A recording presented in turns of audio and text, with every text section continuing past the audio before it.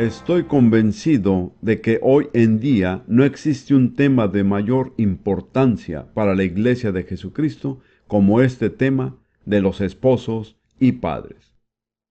Quizá muchos de ustedes conocen por nombre al Dr. James Dobson. Él es probablemente el analista de la vida familiar más reconocido en los Estados Unidos. Tiene un programa de radio en unas 400 emisoras. Él me escribió hace un tiempo y me pidió permiso para citar algo que yo había dicho, y yo con mucho gusto le concedí el permiso.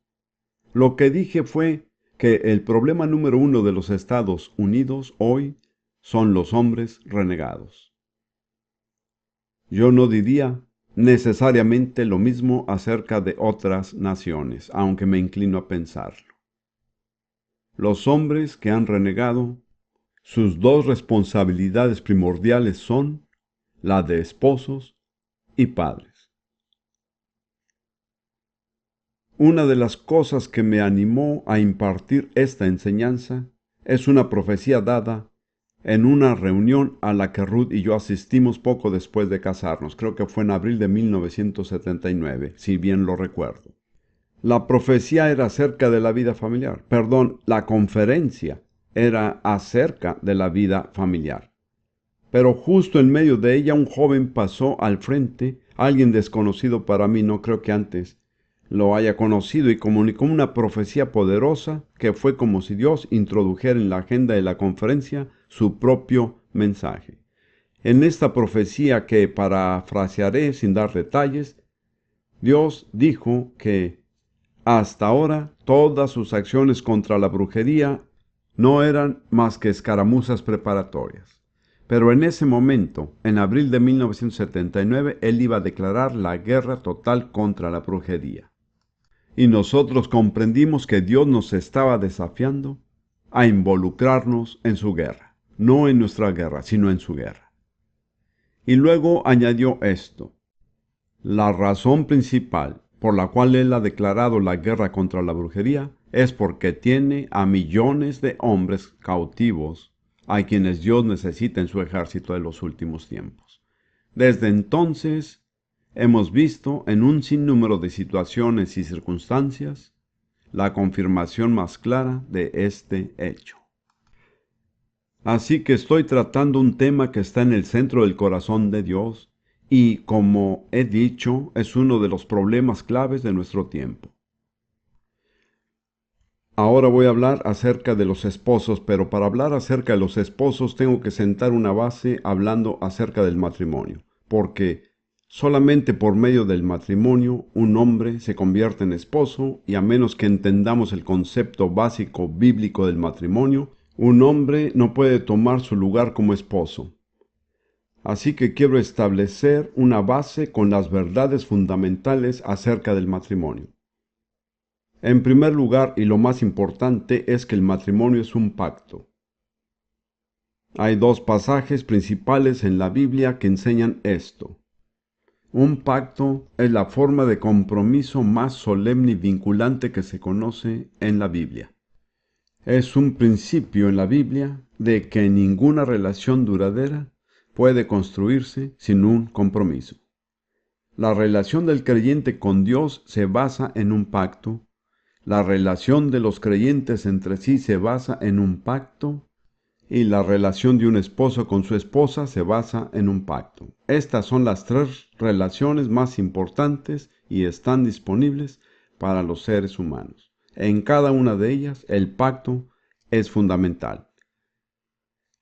Proverbios 2, versículo 16.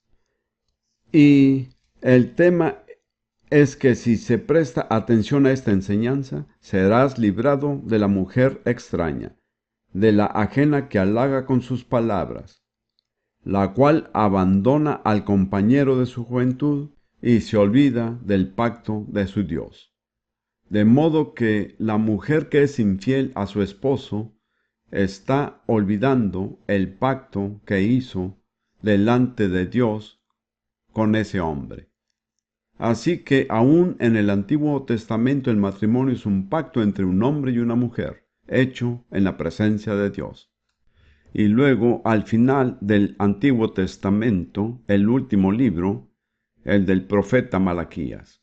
Dios desafía e inculpa a Israel por sus fallas y sus delitos, a pesar del hecho de que son un pueblo muy religioso.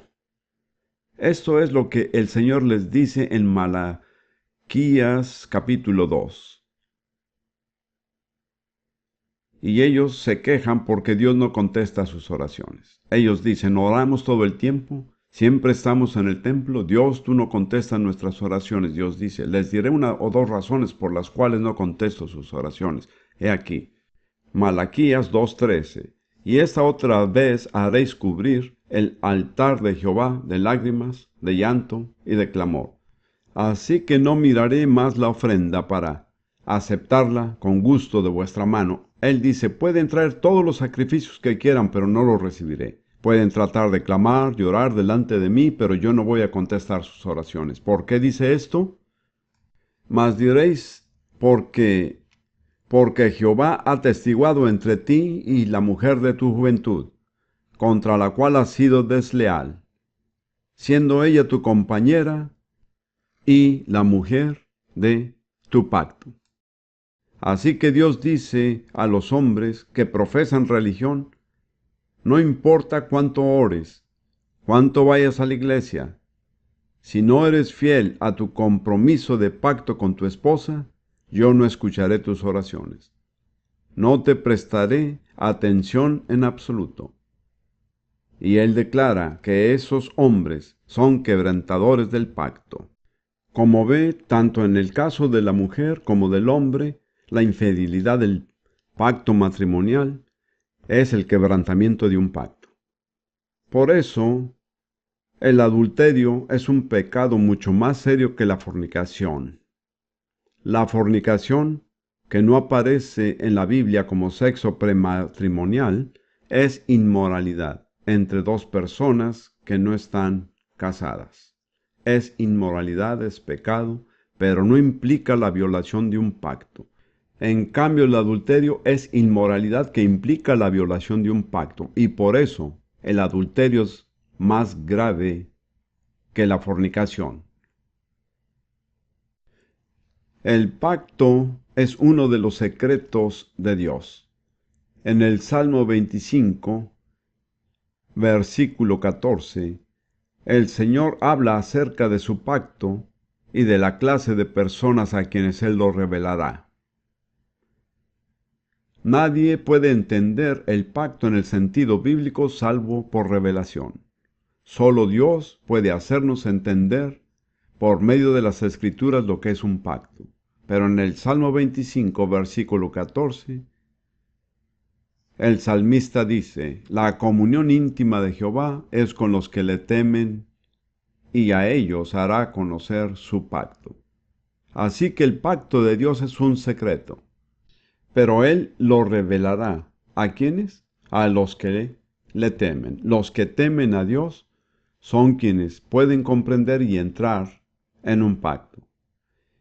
Y luego en Efesios 5, 32, Pablo, hablando acerca del matrimonio y haciendo un paralelo entre este y la relación entre Cristo y la Iglesia, dice esto: grande es este misterio, el matrimonio. Ahora bien, un misterio en el lenguaje del Nuevo Testamento no era algo que fuera imposible conocer, porque en esos días ellos tenían religiones misteriosas. Eran religiones que ofrecían ciertos secretos a sus iniciados, pero si no era un iniciado, no podía conocer los secretos. Por ende, el matrimonio es un secreto que solo puede conocer cuando se ha iniciado en él. Y Dios ofrece iniciación a aquellos que le temen. Quisiera decir a los que no están casados y que estén aquí, que pueden leer todos los libros y escuchar todos los audios, pero hay algo que nunca sabrán acerca del matrimonio hasta que se casen. Realmente es un misterio. Es un buen misterio. Ahora estudiemos brevemente los principios del pacto que se aplican a todos los pactos de la Biblia. Salmo 50, versículo 5. Salmo 50. Tenemos que leer el versículo 4 también. Es Dios que habla al mundo, a la tierra. Esto dice: el Señor convocará a los cielos de arriba y a la tierra para juzgar a su pueblo.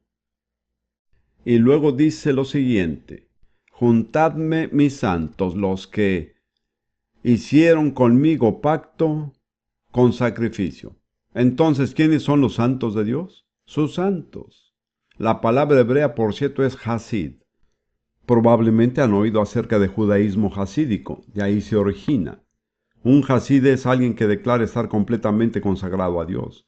Así que, ¿a quiénes llama Dios sus Hasids? A sus santos. ¿Cuál es el requisito? Aquellos que han hecho un pacto con Él sobre la base de un sacrificio. Sin sacrificio no hay pacto. Cada pacto tiene que basarse en un sacrificio. Y la palabra hebrea para hacer un pacto no es hacer sino cortar.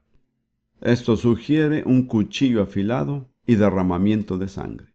De hecho, si sigue la enseñanza acerca del pacto en la Biblia, descubrirá que no hay un pacto sin sacrificio y no hay sacrificio sin derramamiento de sangre. Cada pacto demanda la entrega de una vida. En Hebreos 9, 16 y 17, el autor de Hebreos trata esta verdad y dice: debe saber que hay una palabra en la Biblia que puede traducirse pacto o testamento, pero es la misma palabra. Cuando encuentra la palabra testamento en el Nuevo Testamento, es el nuevo pacto, ¿lo comprende? Por cierto, tenga en mente que toda la revelación de Dios nos es dada en forma de dos pactos, el antiguo y el nuevo pacto. Esto demuestra cuán importante es un pacto. Pero cada vez que lee la palabra testamento en el Nuevo Testamento, debe entender que es la palabra para pacto. Como ve, para nosotros un testamento es algo que solo entra en vigencia cuando una persona muere. No obstante, nosotros no pensamos así respecto a un pacto. Pero lo que el autor de Hebreos dice, un pacto no entra en vigor hasta que ha habido una muerte. Un pacto solo entra en vigencia mediante la muerte. Así pues, esto es lo que dice en Hebreos 9, 16 y 17. Y existe al menos una versión moderna que usa la palabra pacto, no recuerdo cuál es. Porque donde hay testamento, es necesario que intervenga muerte del testador. Porque el testamento con la muerte se confirma, pues no es válido en tanto que el testador vive. De modo que cuando usted hace un pacto, en realidad está firmando su propia garantía de muerte. ¿Lo ve? Es un asunto muy serio. Ahora, ya hemos visto que el matrimonio es un pacto, de modo que debe haber un sacrificio. Para los que creemos en el Señor Jesucristo, el sacrificio ya se ha hecho. Es el sacrificio de Jesús en la cruz. Recordemos un momento a la historia de Abraham en Génesis 15, donde leemos lo que dijo Abraham al Señor en el versículo 8. ¿En qué conoceré que la he de heredar? Aquí se refiere a la tierra que Dios le ha prometido. La pregunta es: ¿cómo sabré? ¿De qué forma le respondió Dios? Hizo un pacto con él. En otras palabras, el compromiso supremo de Dios en cualquier aspecto es un pacto. Cuando Dios ha hecho un pacto, no hay nada más que pueda hacer. Es su compromiso absoluto. No leeremos los detalles, pero al hacer este pacto, Dios mandó a Abraham a hacer algo que era la costumbre de esa época en el Medio Oriente: ofrecer ciertos animales como sacrificio, porque sin sacrificio no puede haber pacto. Entonces, él mató los animales, partió por la mitad sus cuerpos, puso cada mitad una frente de la otra, y luego la manera aceptable de entrar en un pacto era que las dos partes involucradas en el pacto pasaran por entre los pedazos del sacrificio. Aquí vemos que Abraham entró en un pacto con Dios. Siempre es una bendición para mí pensar que el Dios Todopoderoso pudiera tener una relación tan cercana con un hombre. Abraham entró en un pacto con Dios pasando por entre los sacrificios divididos. Luego dice al final del capítulo: y sucedió que puesto el sol y ya oscurecido, se veía un horno humeando y una antorcha de fuego que pasaba entre los animales divididos. Ese fue Dios mismo que entró en un pacto con Abraham. Dios Espíritu Santo, en forma de una antorcha de fuego que pasó entre los pedazos. Dios y Abraham, por medio del sacrificio, entraron en un pacto mutuo. ¿Qué significa pasar entre el sacrificio? Esto significa que cuando alguien ha pasado por entre el sacrificio y mira esos cadáveres, dice: esa muerte es mi muerte. De ahora en adelante, muero a mí mismo y vivo para aquel con quien yo estoy en pacto. Así, Abraham renunció a su vida para vivir en pacto con Dios, pero tenga presente que Dios renunció a su vida para vivir en pacto con Abraham. Ahora, puesto que estaban en un pacto mutuo, cada uno podía reclamar cualquier cosa que le perteneciera al otro, ¿entiende? Así, pues, más adelante, conforme a este pacto, el Señor dijo a Abraham: quiero a tu hijo Isaac, tu único hijo, al que amas, ofrécemelo como sacrificio. Abraham era un hombre que guardaba el pacto. No discutió, no tardó. Está bien, Dios, aquí estoy, iré a ese lugar. Ofreceré el sacrificio. Bueno, ya conocen la historia. En el último instante, cuando Abraham tenía su mano levantada para clavar el cuchillo en el cuerpo de su hijo, el Señor le habló y le dijo: muy bien, Abraham, no tienes que hacerlo. Ahora sé que temes a Dios, porque no me has negado a tu hijo. Eso es un pacto. Pero ahí no termina la historia, porque unos 2000 años después, ¿qué sucedió?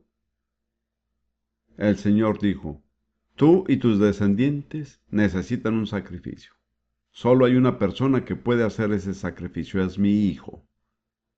Tú me ofreciste tu hijo, ahora yo te ofrezco mi hijo.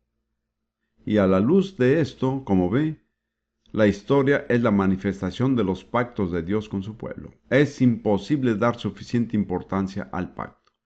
Al pacto se entra mediante un sacrificio que es la entrega de una vida. Ahora, aplique esto al matrimonio. Cuando un hombre y una mujer cristianos se casan, se presentan mediante el sacrificio de Jesús en la cruz. Cada uno dice como Pablo: he sido crucificado con Cristo aunque vivo, pero no yo sino Cristo vive en mí. Así, después de pasar por el sacrificio de Jesús, cada uno se vuelve y mira el sacrificio. El esposo dice: cuando pasé por ese sacrificio he muerto, he entregado mi vida. Ahora vivo mi vida en mi pareja. Ella es la expresión de mi vida. Y la esposa hace lo mismo: cuando pasé por ese sacrificio he muerto. Ya no vivo para mí misma. Vivo para aquel con quien tengo un pacto. Cada uno entregó su vida por el otro. Esa es la base del matrimonio cristiano. Y es la única base sobre la cual el matrimonio puede verdaderamente funcionar. Es totalmente contrario a la actitud de las personas hoy día. Por eso, tantos matrimonios que se desintegran. La mayoría de las personas llegan al matrimonio con la actitud: ¿qué voy a ganar con esto? Y eso no funciona. La actitud bíblica es: ¿qué voy a dar? Y eso funciona. Quizá debería detenerme un momento y decir que, si bien es cierto que no soy un experto, tengo una buena trayectoria. Estuve casado con mi primera esposa, quien está ahora con el Señor, durante 30 años. Juntos levantamos una familia de 9 hijas adoptivas. Nuestro matrimonio no fue perfecto, pero fue feliz, exitoso y fue fructífero. Fue sometido a tremendas presiones. En los primeros 2 años soportamos el conflicto que desencadenó la creación del Estado de Israel. En 2 ocasiones tuvimos que huir de nuestra casa en medio de la noche para salvar nuestras vidas. No fue una forma fácil de empezar un matrimonio. Pero permanecimos juntos y Dios nos usó y le servimos. Y Dios nos hizo una bendición para muchas personas. Después de que mi primera esposa fue llevada a su hogar, 3 años más tarde, me casé con mi esposa actual Ruth, a quien ustedes ven aquí. Hemos estado casados más de 10 años y nuestro matrimonio ha sido extraordinariamente feliz y exitoso. Y por medio de nuestro matrimonio, Dios ha creado un ministerio que actualmente alcanza gran parte del planeta con la palabra de Dios. Así que al menos yo no le estoy ofreciendo una teoría cuando hablo acerca del matrimonio. No existe un esposo perfecto. Tal vez existe una esposa perfecta, no lo sé. Lo que quiero decir es que no estoy enseñando simple teoría, sino que he demostrado mi enseñanza en la práctica. Funciona. Si se fija, las personas que no consideran el matrimonio con esa actitud verá que es una serie de desastres. Ninguna generación en la historia ha tenido tantos matrimonios y hogares infelices y deshechos como la nuestra. La razón es una actitud equivocada. ¿Qué puedo ganar? En lugar de ¿qué puedo dar? ¿Sabe lo que dijo Jesús? Es más bienaventurado que dar que recibir. Eso es la verdad en el matrimonio. El que da es quien recibe completa bendición. Ahora, ¿cuál es el propósito final del matrimonio? Volvamos a Génesis 2, versículo 24. Permítame señalar que el matrimonio se originó en la mente de Dios. Adán no inventó el matrimonio, ni siquiera sabía lo que era el matrimonio. Él ni siquiera sabía que necesitaba esposa. Todo fue planeado por Dios. Todas las reglas fueron establecidas por Dios y el propósito final de este fue establecido por Dios. El matrimonio, según la Biblia, es totalmente divino en su origen. No es un contrato social humano, es una ordenanza divina. El propósito de él es la unidad. Y de nuevo encontramos el mismo hecho bíblico. Si estudia la Biblia, solo hay una base para la humanidad entre hombres y mujeres, o entre la humanidad, y es el pacto. Sin pacto, no hay unidad real y duradera. Y esto es lo que Dios dijo acerca del matrimonio en Génesis 2:24. Por tanto, dejará el hombre a su padre y a su madre, y se unirá a su mujer, y serán una sola carne. El propósito es la unidad. Eso dice la palabra. Dejará el hombre a su padre y a su madre, y se unirá a su mujer. Eso me gusta. Como ve, la clave del matrimonio son dos palabras: dejar y unirse. Si usted no deja, no puede unirse. Si usted no está dispuesto a desprenderse y a emprender un comienzo totalmente nuevo, ese matrimonio no funcionará. Millones de matrimonios se arruinarán por causa de suegros y padres que quieren controlar a la pareja y mantenerlos bajo su control. Eso nunca funciona. Padres, no se entrometan en el matrimonio de sus hijos, ¿de acuerdo? Porque no van a ayudar. Puede que no esté bien, pero ustedes lo pondrán peor. Hay que dejar y unirse. En muchas culturas, la verdadera razón por la cual los hogares fracasan y no funcionan bien es porque la cultura enseña que el hombre debe unirse a su padre y a su madre. Hay una lealtad que se interpone entre él y su lealtad a su esposa. Quiero señalarle que el matrimonio no es un asunto de costumbres sociales o cultura. Hay muchas cosas que lo son y la Biblia da lugar a ellas, pero toda la enseñanza bíblica acerca del matrimonio y el hogar se basa en dos cosas: la relación eterna en la Trinidad entre el Padre y el Hijo, y el propósito de Dios en la creación. Estos nunca cambian, no importa cuál sea la cultura, la nacionalidad o el lenguaje. El propósito de Dios no cambia.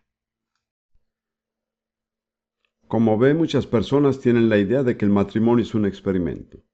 Eso es totalmente erróneo. Es un compromiso. Y no se puede hacer un experimento con un compromiso, ¿lo comprende? Cuando ustedes hacen un compromiso, el compromiso que hace libera la gracia que necesita. Pero si no hace el compromiso, no puede reclamar la gracia. Es fe. Pero sin fe, ¿qué? Es imposible agradar a Dios. Como ve, no hay otra base aparte de la fe. Es un riesgo. Casarse es un verdadero riesgo. Le seré sincero. Si no está preparado para asumir ese riesgo, es mejor que no se case. Es un riesgo de fe. Quisiera decir algo más. Esta no es una norma para todos. Pero yo nunca escogí a mi esposa. En cada uno de mis matrimonios Dios me mostró clara, específica y sobrenaturalmente con quién debía casarme. Me alegra que lo haya hecho porque Dios sabe que yo no soy muy bueno para juzgar. Soy hábil con lo abstracto y los conceptos, pero cuando se trata de personas soy engañado fácilmente. Pero Dios no me permitió ser engañado. Él tomó la decisión por mí. Le diré algo más que es totalmente personal. En ningún otro lugar he encontrado una esposa sino en Jerusalén. Bien, ahora, consideremos lo que está implícito en lo que he enseñado. Lo que quiero decir en esencia es esto: el éxito del esposo se revela en su esposa. El éxito de la esposa es evidencia en su esposo. Escuché acerca de un ministro experimentado a quien le preguntaron qué pensaba de cierto cristiano. ¿Es un buen cristiano? Y él respondió: no lo sé, no se lo puedo decir aún, no he conocido a su esposa. Esa es una respuesta muy sabia. Miremos nada más dos declaraciones. En primer lugar, acerca de la esposa. En 1 Corintios 11, versículo 7. Versículo 7. Dejemos el tema de cubrirse la cabeza para la próxima reunión. Es bueno, pero dejemos eso por ahora. Porque el varón no debe cubrirse la cabeza, pues es imagen y gloria de Dios, pero la mujer es gloria del varón. Es decir, la esposa es la gloria del esposo. Tiene que entender en griego, en hebreo, en alemán y otros idiomas, la misma palabra significa hombre y esposo, y su mujer y esposa. De modo que tendrá que decidir cuál traducción en español es la más apropiada, pero incluye ambos términos. Así que la esposa es la gloria del esposo. Si quieres saber, y esta es una declaración muy exhaustiva, si quieres saber si soy un buen esposo, no se fije en mí, sino en mi esposa. Así descubrirá qué tan exitoso soy como esposo. Permítame sugerirle una palabra clave que un esposo debe brindar a su esposa. Es seguridad. Hay un sinnúmero de mujeres inseguras porque hay un sinnúmero de esposos que no están haciendo su trabajo. Luego, mire la descripción de una mujer verdaderamente exitosa, conforme al estándar bíblico. En Proverbios 31 está la segunda mitad del último capítulo de Proverbios. Ella no es presidente de una compañía, sino una esposa y madre sumamente exitosa. Y déjeme decirle que se requiere más agallas y carácter para ser una esposa y madre exitosa que para ser presidente de la compañía más importante. Es un trabajo más difícil. No vamos a leerlo todo, pero dice: mujer virtuosa, ¿quién la hallará? No es una buena traducción. En hebreo es Eshed Hial. Hial significa fortaleza, éxito, poder. Una mujer realmente exitosa, ¿quién la hallará? Eso quiere decir. Y luego, El autor dice, su estima sobrepasa las piedras preciosas. Esposos, ¿por qué no se ganan una buena calificación de su esposa y dicen amén a esto? Su estima sobrepasa a las piedras preciosas. ¿No lo escuché? Muy bien. Unos pocos amenes. Bien. Eso se le devolverá como bendición, créame. Conseguirá un platillo especial para la cena.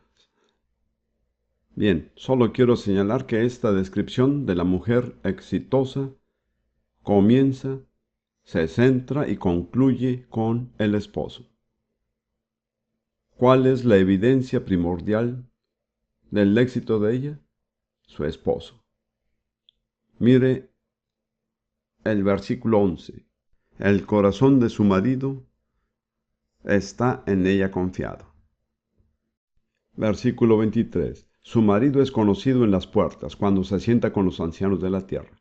Esa es la posición de honra, distinción, dignidad, éxito. Pero él está allí porque es el esposo de ella. Es la contribución de ella lo que le ha elevado en esa posición. Y luego, al final, en el versículo 28, se levantan sus hijos y la llaman bienaventurada y su marido también la alaba. Permítanme decir algo a los esposos y a mí mismo. Vale la pena alabar a su esposa. Créame.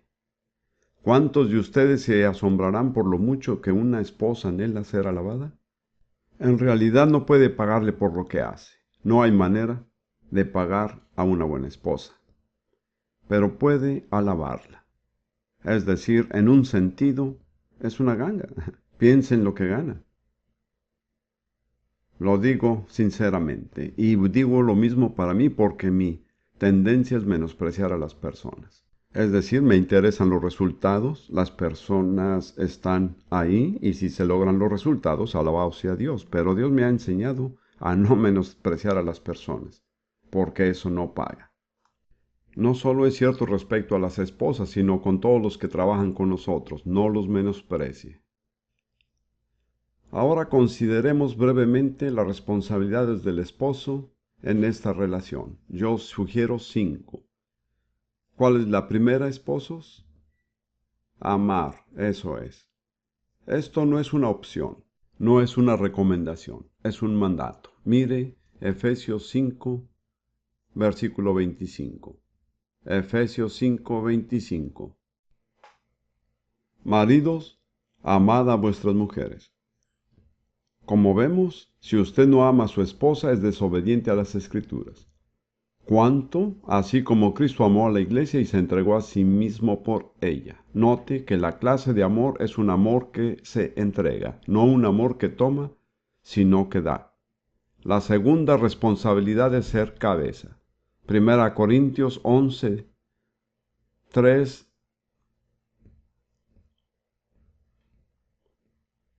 dice, el varón es la cabeza de la mujer. ¿Cuáles son las funciones de una cabeza? Si piensa en el cuerpo humano, yo sugeriría que pensara en 4 funciones. La cabeza recibe información de todo el cuerpo. La cabeza toma decisiones. La cabeza toma la iniciativa de actuar y la cabeza da dirección constante. Estas son las responsabilidades de un hombre. ¿Ha escuchado acerca de la pareja que había estado casada por mucho tiempo? Un día el esposo le dijo, cuando nos casamos hace 22 años acordamos que yo tomaría todas las decisiones importantes y mi esposa tomaría todas las decisiones menores. Hasta ahora nunca hemos tomado ninguna decisión importante.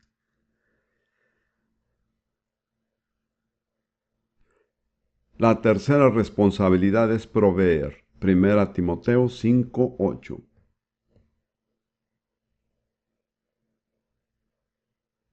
Porque si alguno no provee para los suyos, y mayormente para los de su casa, ha negado la fe y es peor que un incrédulo. Debo decir que hay predicadores que no proveen para sus propios hogares, que andan predicando por ahí. La Biblia dice que son peores que un incrédulo. Hace unos buenos años estaba en un lugar y otro ministro hizo un comentario casual. Él dijo: el experto es el hombre que está lejos de casa con un maletín. En esa época yo viajaba mucho por los Estados Unidos y predicaba. Eso atravesó mi corazón como una flecha. Pensé, ¿eso me describe a mí, el hombre capaz de hacer funcionar todas las cosas excepto su casa? Hay muchos predicadores que son así. No lo digo como crítica, sino como un hecho. Son exitosos en el territorio ajeno, pero no en sus propios hogares.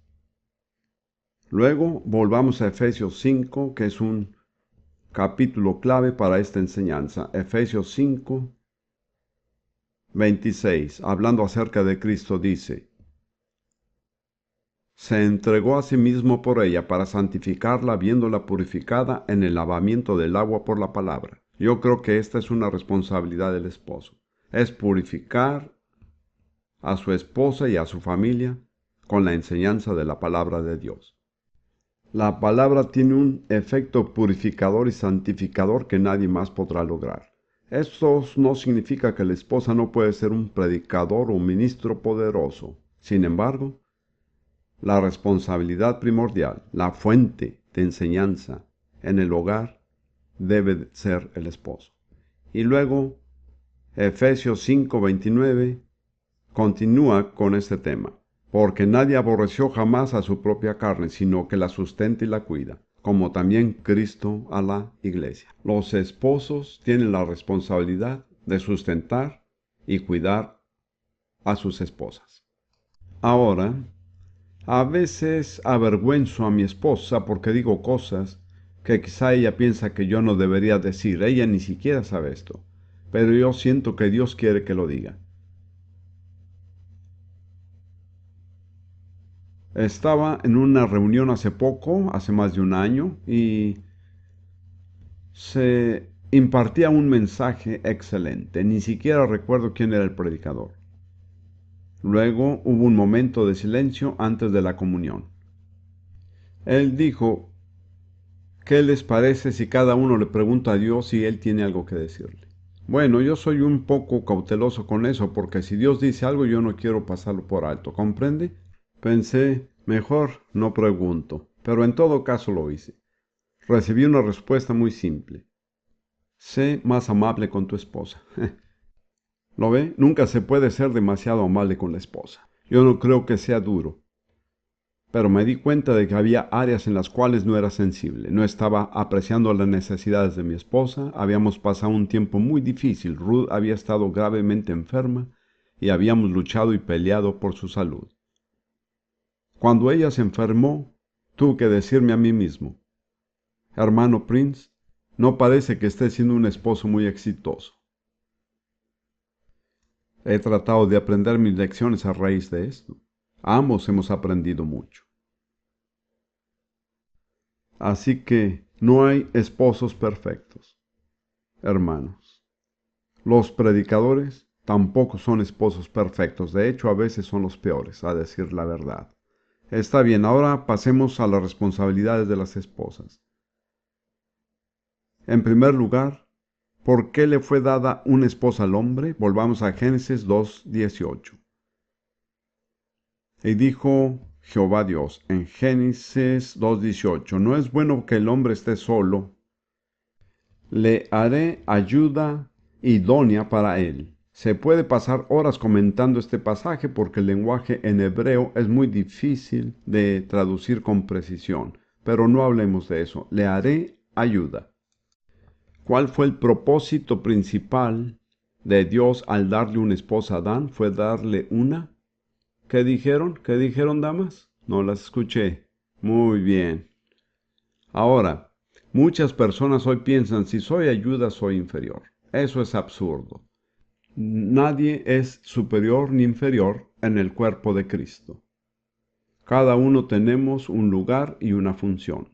Y lo que Dios nos pide es ser fieles al lugar y a la función particular que nos ha asignado. Gracias a Dios que cada una de mis esposas ha sido una ayuda maravillosa.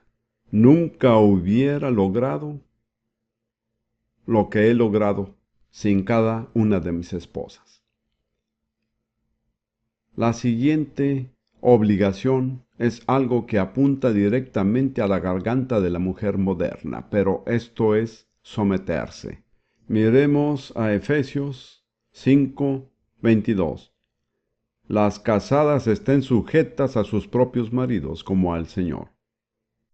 Ahora conozco a muchos predicadores que saben todo acerca de las Escrituras, pero muchos ignoran el versículo anterior que dice: someteos unos a otros en el temor de Dios. La sumisión primordial en el cuerpo de Cristo es los unos a los otros. Cada creyente debe someterse a cada creyente.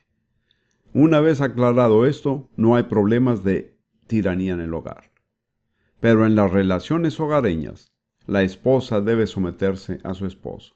Quizá diga que Pedro era un hombre casado y que simplemente tenía un interés personal, pero Pablo, que no era casado, dijo exactamente lo mismo. Y ambos empiezan siempre con la responsabilidad de la esposa. ¿Sabe por qué? Porque si la esposa no cumple su responsabilidad, es casi imposible para que el esposo cumpla la suya. La esposa tiene la llave para abrir o cerrar la puerta para que el esposo cumpla con su papel. Quisiera hablar de mi primera esposa, a quien algunos de ustedes conocieron. Ella estuvo aquí al menos una o dos veces para el ministerio. Ella era danesa y era mucho mayor que yo. Cuando yo me casé con ella, ella era una misionera muy experimentada y exitosa que había logrado algo que nadie había logrado hasta entonces. Ella era una persona muy inteligente y una oradora talentosa. Si hubiera querido dominarme, no habría tenido problema en lograrlo. Pero le doy el crédito de que ella se hizo a un lado y permitió a este joven inexperto entrar y ser cabeza del hogar. Y ella debió sufrir mucho con algunas cosas que hice. Recuerde que yo nunca tuve hermanos ni hermanas y de repente me encontré siendo la cabeza de un hogar de 9 niñas. Pensar que no hubo algo de sufrimiento de nuestra parte no es realista. Pero lo que estoy diciendo es que Lidia se hizo a un lado y me dejó tomar mi lugar. Yo nunca hubiera podido tomarlo si ella se hubiera aferrado a su posición. Nunca hubiera podido ser lo que soy ahora si no hubiera sido por lo que hizo Lidia. Así que lo que sea que soy, se lo debo en gran medida a Lidia. La tercera responsabilidad de una esposa es, debo decir, apoyar o sostener. Dios ha creado el cuerpo de tal modo que la cabeza no se sostenga sola. ¿Se había dado cuenta de eso? De modo que si el hombre es la cabeza, el cuerpo lo tiene que sostener. La principal responsable es la esposa. Mujeres, me gustaría decirles que los hombres son criaturas bastante débiles en muchos aspectos. Necesitan apoyo. ¿Lo ven? Puede que den apariencia de machos y griten un poco y saquen pecho, pero en realidad por dentro son como ratones. Tienen que ser amables con ellos. Tienen que ver sus debilidades y darles su lugar. Otra cosa que me gustaría que hiciera mi esposa, y lo hace muy bien, es animar. ¿Cuántos de ustedes, esposos, quisieran que sus esposas los animaran? Veamos sus manos. No hay nada más doloroso que una esposa que desanima a su esposo. Él es un predicador y acaba de predicar un pésimo sermón y ha recibido una mala respuesta. Se va a su casa y su esposa dice: ese fue un sermón terrible. Es decir, no hay nada más que hacer. Es un gusano. Pero si ella dice: bueno, ese no fue uno de tus mejores sermones, pero lo disfruté.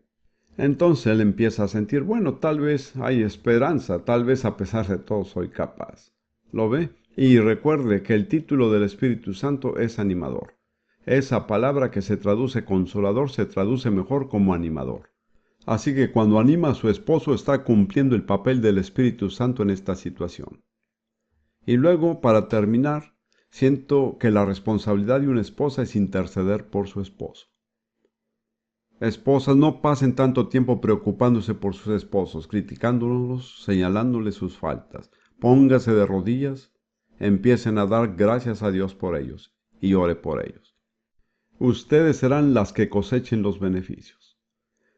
Ruth y yo nos hemos asociado con dos parejas a lo largo de los años. Y en cada caso existían serias debilidades y problemas en la vida del esposo. Pero esas dos esposas se pusieron de acuerdo en interceder cada mañana por sus esposos. Y lo hicieron fielmente durante varios años. Hoy, cada esposo es un éxito. Uno es un ministro exitoso, el otro tiene éxito en el mundo secular. Pero nunca hubieran logrado convertirse en lo que son sin la intercesión fiel y persistente de sus esposas.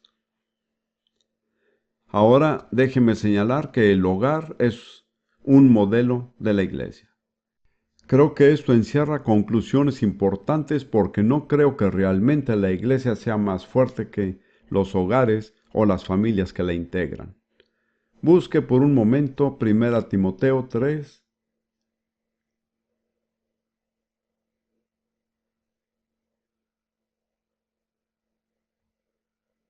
versículos 4-5, que habla acerca de los requisitos de los ancianos.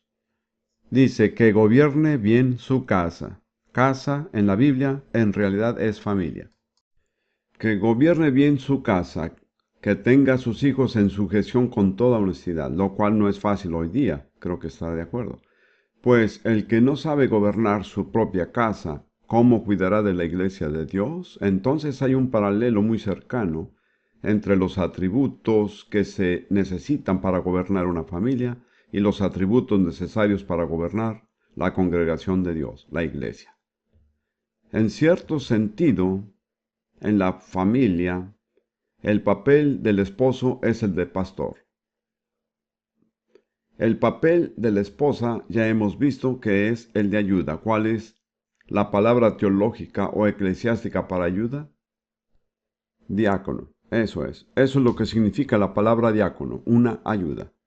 Así que el esposo es el anciano, la esposa es la diácona o diaconisa, y los hijos son el rebaño o la congregación. Job habla del hombre que manda a sus hijos como un rebaño. Allí está en miniatura la iglesia en sus tres elementos: los ancianos o pastores, los diáconos o ayudantes y la congregación. Como ve, si un hogar está fuera de orden, es realmente imposible tomar ese hogar y ponerlo en una iglesia y pretender que se organiza en la iglesia. ¿Entiende lo que quiero decir? Una iglesia en realidad no puede estar más ordenada que las familias que la componen.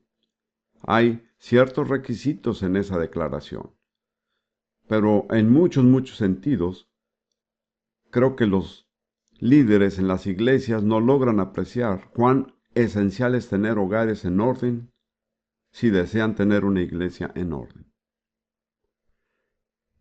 Ahora quiero señalar dos aplicaciones que me parecen emocionantes respecto a lo que he enseñado.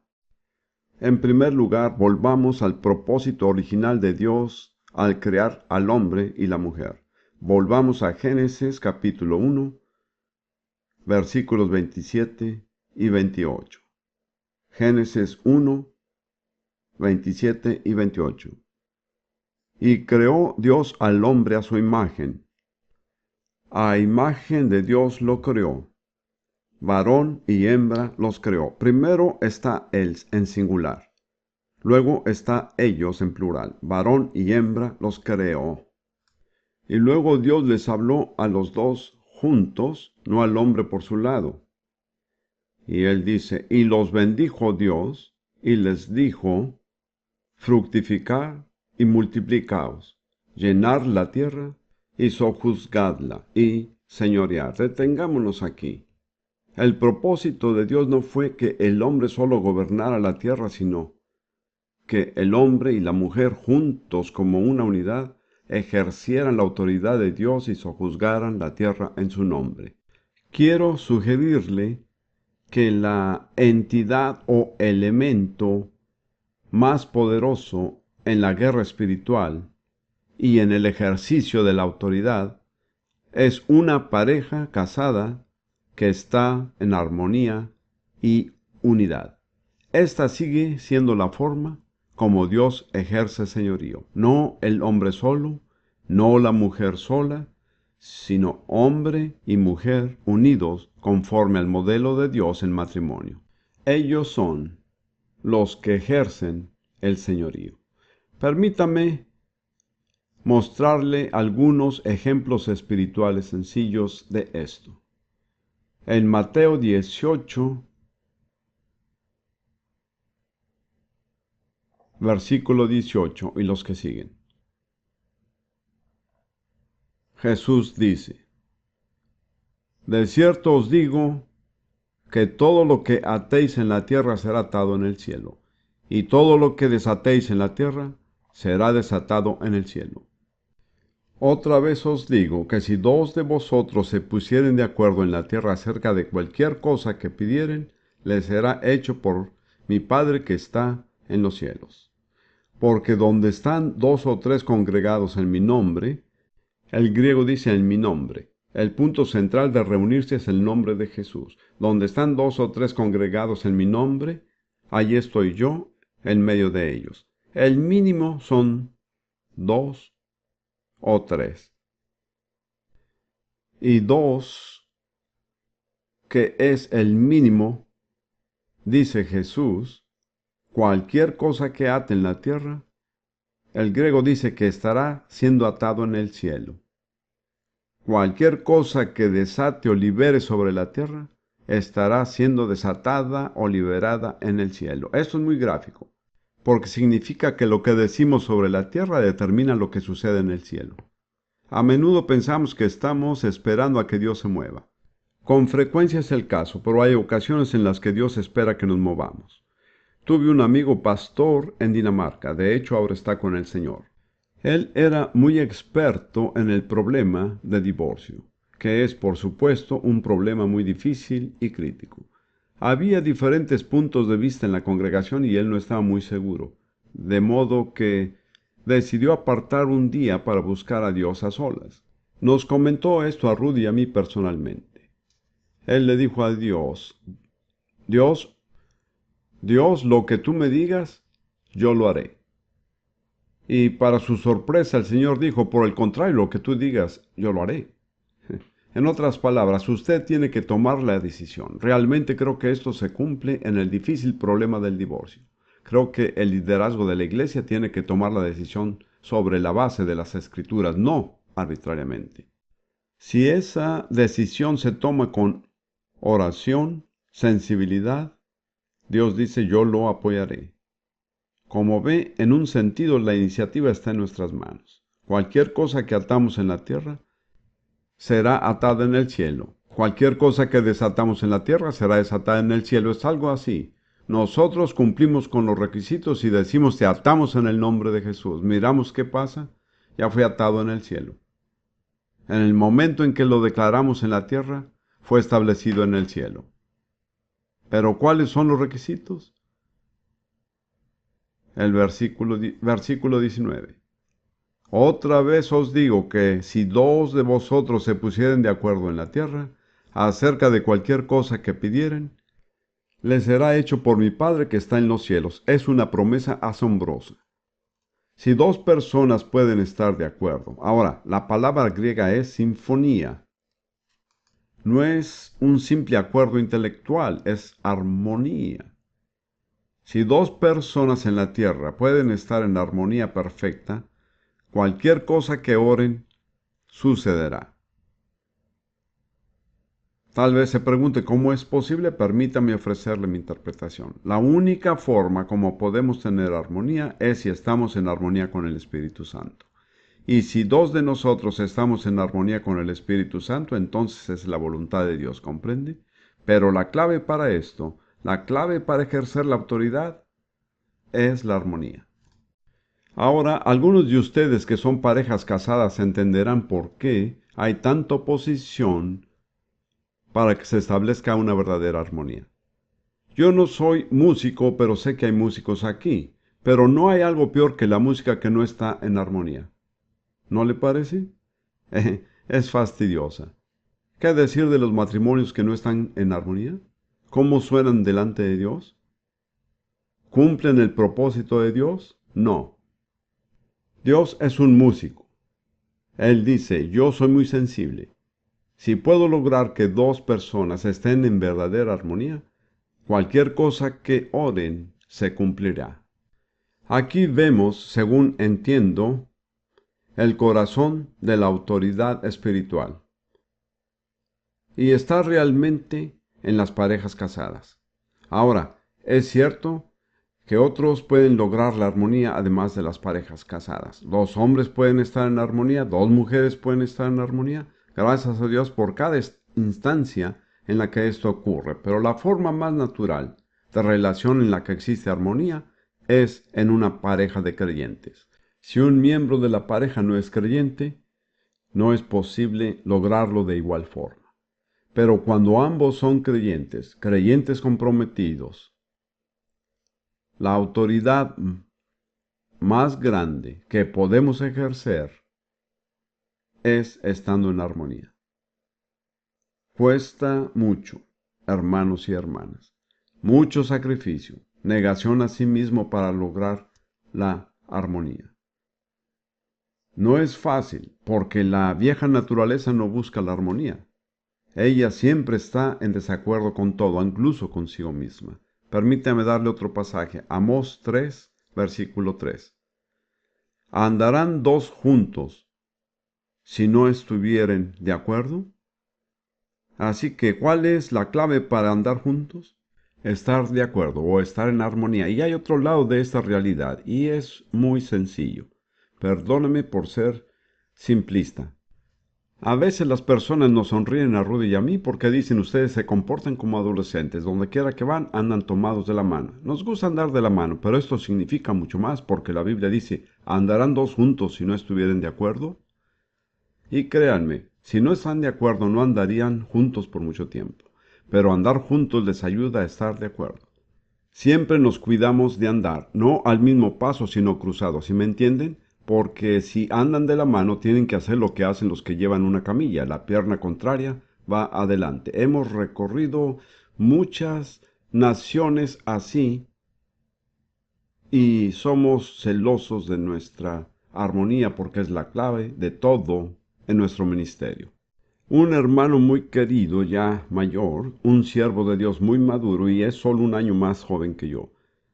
Cuando atravesamos toda esta gran presión durante la enfermedad de Ruth, dijo, estoy convencido de que la clave para el éxito ministerial de ustedes es su armonía. No dejen que nada la arruine. Y créanme, tuvimos que pelear para lograr la armonía hasta ese punto. No pelear uno con otro, sino pelear todo tipo de presiones que venían contra nosotros para desanimarnos. ¿Entienden? Permítanme expresar un pensamiento para concluir. ¿Cuántos de ustedes quisieran ser proféticos? Muy bien, pues ustedes pueden serlo como parejas casadas. Permítame volver a Efesios 5. Efesios 5, 22 y 23. Las casadas estén sujetas a sus propios maridos como al Señor, porque el marido es cabeza de la mujer, así como Cristo es cabeza de la iglesia. Si repasa todo el pasaje, verá por qué Pablo dice que el matrimonio es un misterio y por qué es tan sagrado. Y es porque este es un modelo de relación entre Cristo y la iglesia. Como ve, muchas veces Dios mandó a los profetas en el Antiguo Testamento no solamente a comunicar un mensaje oral, sino a demostrarlo. Él mandó a Jeremías a ponerse un yugo sobre el cuello. Ordenó a Oseas casarse con una prostituta. Mandó a Ezequiel perforar un muro y actuar como si huyera de una ciudad sitiada. Una de las formas como podemos ser proféticos no es hablando, sino visualizando, encarnando algo en nuestra vida. Y allí, creo yo, tenemos la mayor oportunidad de ser profetas para el mundo. Como esposo y esposa podemos demostrar al mundo la relación entre Cristo y su iglesia. Si tenemos éxito, despertaremos en hombres y mujeres el anhelo de conocer lo que nos hace exitosos. Les sorprendería saber cuántas personas nos han dicho a Rudy y a mí, nos gustaría ser como ustedes.